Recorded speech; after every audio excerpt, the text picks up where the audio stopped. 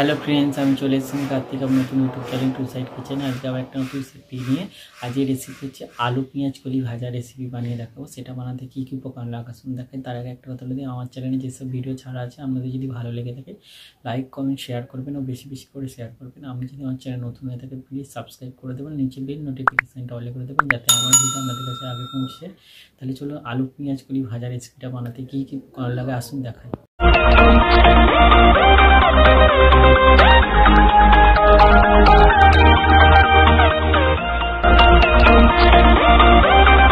চলুন তাহলে পেঁয়াজ কালি আলু ভাজা রেসিপিটা বানাতে কী কী উপকরণ লাগে দেখিয়ে দেবো।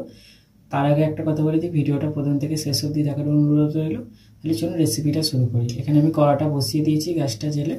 কড়াটা গরম হয়ে গেছে, কড়ার মধ্যে আমি তেল দিয়ে দেবো।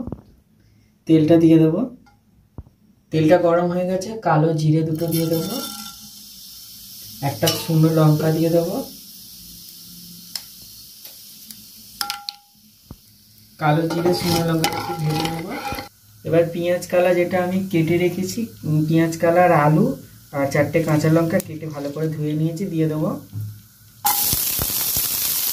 এবার পরিমাণ মতো নুন দিয়ে দেবো, একটু হলুদ গুঁড়ো দিয়ে দেবো, হলুদ জিরে গুঁড়ো দিয়ে দেবো। ভালো করে ভেজে নেবো, লাল করে ভাজবো। দেখুন আমার পেঁয়াজ কালা আলু ভাজা রেসিপিটা হয়ে গেছে, এটা আমি নামিয়ে নেব। দেখুন আমার পেঁয়াজ কালা আলু ভাজা রেসিপিটা রেডি হয়ে গেছে। এই রেসিপিটা যদি আপনাদের ভালো লেগে থাকে লাইক কমেন্ট শেয়ার করবেন ও বেশি বেশি করে শেয়ার করবেন, আর প্লিজ সাবস্ক্রাইব করে দেবেন, আমাদের পাশে থাকবেন। চলুন তাহলে দেখা হচ্ছে নেক্সট ভিডিওতে। এরকম নিত্য নতুন ভিডিও পাওয়ার জন্য আমাদের চ্যানেলটাকে অবশ্যই সাবস্ক্রাইব করবেন, আমাদের পাশে থাকবেন। আর এই শীতের সিজনে পেঁয়াজ কালা ভাজা এইভাবে বানিয়ে বাড়িতে খাবেন, দেখবেন অবশ্যই খুবই ভালো লাগবে। চলুন দেখা হচ্ছে নেক্সট ভিডিওতে।